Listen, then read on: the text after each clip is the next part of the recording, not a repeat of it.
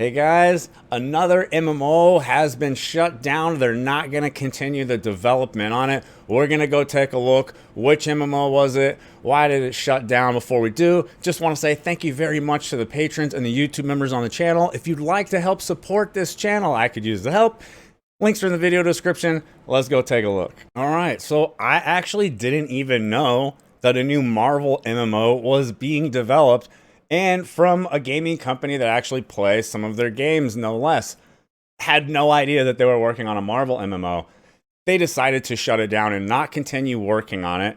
And they give some reasons why, like they just didn't really think that the development risk profile, size of investment, and long-term product portfolio strategy for the group made sense for them. They also go on and talk about how the money that they have for investing into their products, they're going to turn around and focus on their Lord of the Rings Online and DC Universe Online titles rather than create a new thing. It sounds like they're going to be trying to improve and continue to work on the things they have that are working. And, I don't know as much about DC Universe Online. Again, I'm just more of a fantasy nerd, Dungeons and Dragons and Magic, all that kind of stuff. But the Lord of the Rings Online is one that I continue to hear really, really positive things about from people, including the monetization of the game being viewed as pretty good from the people I know that have played the game. And it's free to play, and there's ways to basically earn your play time in the game and everything from what I've heard talking with people.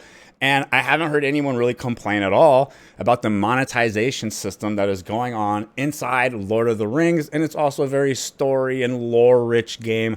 So if that's your type of MMO, I think it's probably definitely worth checking out for you. Now, my personal opinion on this going on here is I think it's probably a smart move.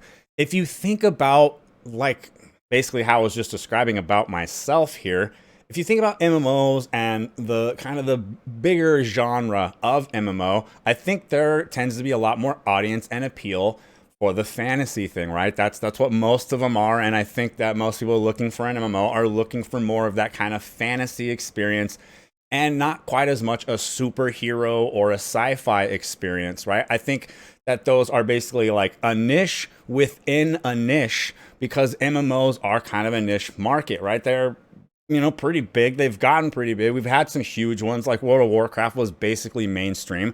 But if you compare MMO numbers to first-person shooter numbers or to mobile game numbers, they would be considered niche.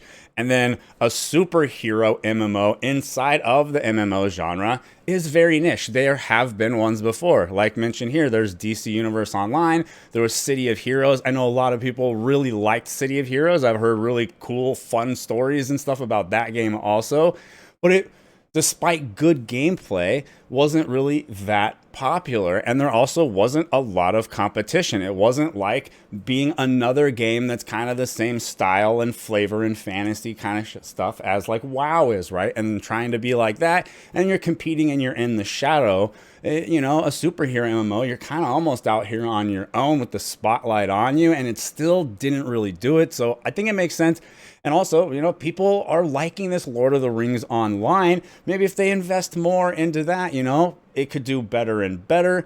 And Lord of the Rings is this big IP. It'll probably always have, kind of like me with EverQuest, right? It's always going to have kind of like some nostalgia for people. People are willing to play it just for the story and the nostalgia because they love Lord of the Rings. So overall, it's a bummer if you really wanted a new superhero MMO, but I think it's probably a smart decision for the company, right? Which I kind of appreciate because these guys publish some of the games that I like to play.